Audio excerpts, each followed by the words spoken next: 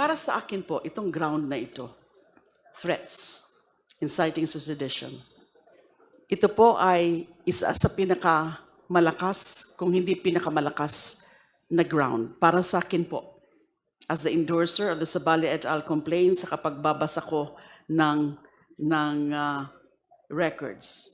Yes, lahat po ng grounds for impeachment raised against the VP are serious. But more than the other grounds, ito pong ground na ito, the threats, is one of the most important in the sense that it gives us an insight into the true character and moral fiber of the VP. Sa pagkakataong yon, maaga pa lang ay nakita na ng buong sambayan ng Pilipino ang tunay na karakter at pagkatao ni VP Sara. Never before in the entire history of the world has a sitting vice president threatened to kill the president and his wife on live streaming video for the whole Filipino nation and even the world to watch. It finally revealed Sara Duterte at her most transparent and unfiltered moment. And para sa akin po, this is not an aberrant attitude of a Duterte. In fact, it is their trademark character.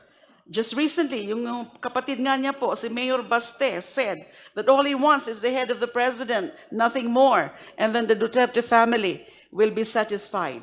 This to me, ang pagbasa ko po dito, hindi naman po ako psychologist o psychiatrist, pero sa aking obserbasyon, this is a clear pattern running along all of the Duterte children. They're all cut from the same cloth and woven from the same fabric as their father, who is now facing 3 charges of crimes against humanity before the ICC for the murder of thousands of Filipino civilians, all citizens he was sworn to protect. So may history of violence, may proclivity, may tendency to violence ang pamilya pong yan.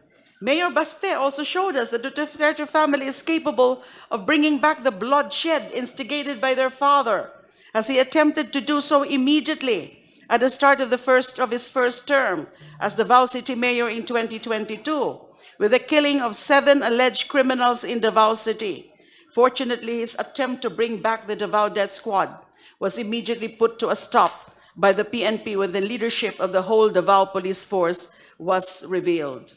The Davao City Police was no longer the Davao Death Squad that the children grew up with and got used to running their errands, including the occasional execution of enemies, as attested to by DDS leader Arturo Las Cañas.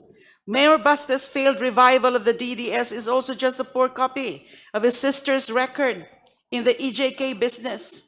According to Las Cañas, then Mayor Sara, together with the then City Police Chief and now Senator at Large, Bato de la Rosa, were the ones to come up with Oplan Tokhang as an operation modus of the DDS. Marami pong sinabi si Las Cañas sa kakayahan ni VP Sara na maging katulad ng kanyang tatay.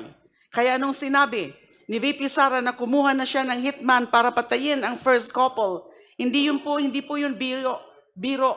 Siya po mismo ang nagsabi, no joke. Hindi biro ang pagbabanta ni VP Sara sa buhay ng Pangulo at unang ginang. Na ginawa niyang bantang ito ay hindi na alegasyon. Napanood po natin ito sa live streaming video. Nung gabing yon, nakita natin ang totoong Sara Duterte. Nanlilisik ang mata, halos bumula ang bibig, at lumabas ang dugo sa tenga dahil tila ba sasabog na ang kanyang ulo sa galit dahil sa pag-detain sa kanyang chief of staff dito mismo sa loob ng batasan. The irony of this is that it all happened here, within the premises of the House of Representatives, in the same government compound where we are sitting now in judgment whether or not to recommend to the House plenary the filing of the articles of impeachment against VP Sara to the Senate for an impeachment trial. And so we have gone full circle, Madam Chair. Sa haba-haba ng prosesyon na nag-umpisa sa opisina ni Kong Paulo Duterte nung gabi, noong November 23, 2024, bumalik tayo ngayon para dinggin ang krimen at impeachable offense na naganap malapit lamang sa bulwagan na ito. ang seryosong pagbabanta sa buhay ng Pangulo, unang ginang, dating speaker ng kanyang pangalawang Pangulo.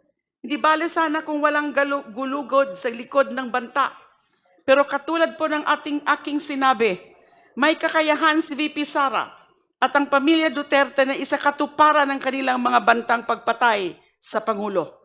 Sa katunayan, ilang beses na nilang hinahilintulad ang Pangulo sa libo-libong drug addict na pinapatay ng kanilang tatay. Sa tingin ko po, sa akin po, ito ang pinakamalalang ground for impeachment. Dahil pinakita nito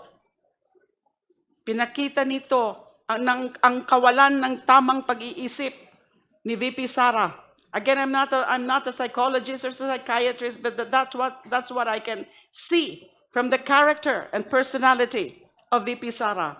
Hindi lamang pagbabanta sa buhay ng Pangulo ang ating nasaksihan noong gabing yon mula sa room 304 ng South Wing Annex, kung hindi ang lagim na kinakaharap ng ating bayan sa ilalim ng isa na namang Duterte.